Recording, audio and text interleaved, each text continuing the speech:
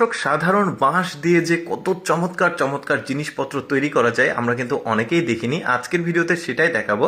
যেমন এটা একটা সাধারণ বাঁশের যে গোড়ার অংশ, সেই গোড়ার অংশটা কেটে নিয়ে এটা একটা মেশিনে দিয়ে লোহার একটা দণ্ড দিয়ে চাপ দিয়ে এটাকে একটা নির্দিষ্ট আকৃতি করা হচ্ছে। কি তৈরি করা হচ্ছে এখনই আপনারা দেখতে পাচ্ছেন বেশ চমৎকার কিন্তু একটা পটের যে ডিজাইন সেটা করা হচ্ছে। এরপরে পার্লিশ করা হচ্ছে যাতে জিনিসটার ফিনিশিং সুন্দর আসে। দেখুন কত চমৎকার একটা পট তৈরি করেছে সামান্য বাঁশের যে গোড়া সেটা দিয়ে।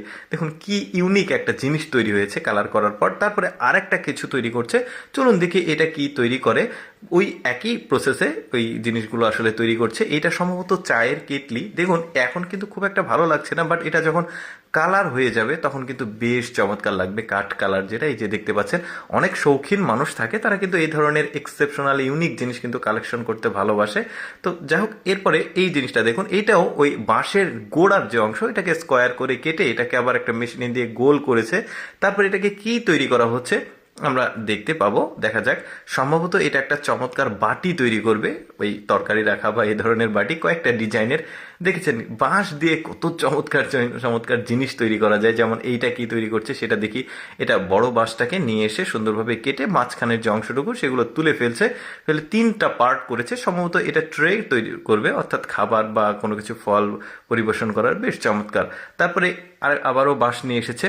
দেখা যাক। এটা মাঝারি সাইজের যে বাঁশগুলো সেগুলো সুন্দরভাবে ভেতর থেকে যে গিরার অংশ সেটাকে তুলে ফেলা হলো। তারপরে এটা সম্ভবত পানির পট করবে, দেখতে পাচ্ছেন, মানে ফ্ল্যাক্সের মতো পানিটা গরম থাকবে। বেশ ইউনিক জিনিসগুলো। তারপরে এটা কি তৈরি করছে সেটা দেখি। এটাও কিন্তু বাঁশের গোড়া। আমি একটু শর্টকাটে আপনাদেরকে দেখাচ্ছি যাতে অনেকগুলো জিনিস আপনারা দেখতে পারেন। দেখছেন কিভাবে তৈরি করছে সুন্দরভাবে। সম্ভবত এটা ওই যে তরকারি বা ভাত তোলার যে হাতা আমরা বলি আঞ্চলিক ভাষায়, এক একটা এলাকায় এক এক রকম নাম বলে, ওই জিনিসটাকে তৈরি করছে। স্পুন, বড় সাইজের তরকারি সম্ভবত তোলা স্পুন।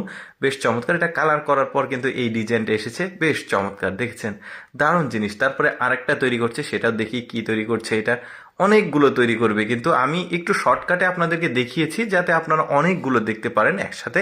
আর একটু মানে ফাস্ট করে দেখিয়েছি। এইটা সম্ভবত ওই আমরা আঞ্চলিক ভাষায় এটাকে ছুন্নি বলি, অনেকে কিন্তু বড় স্পুন বলে। যাই হোক, আপনাদের আঞ্চলিক ভাষা আলাদা হতে পারে। এটা দেখতে পাচ্ছেন, এটা ওই যে তরকারি বা কোনো কিছু ভাজি করার এই ধরনের একটা স্পুন, বড় সাইজের। দেখতেও কিন্তু বেশ চমৎকার আর ইউনিক কিন্তু।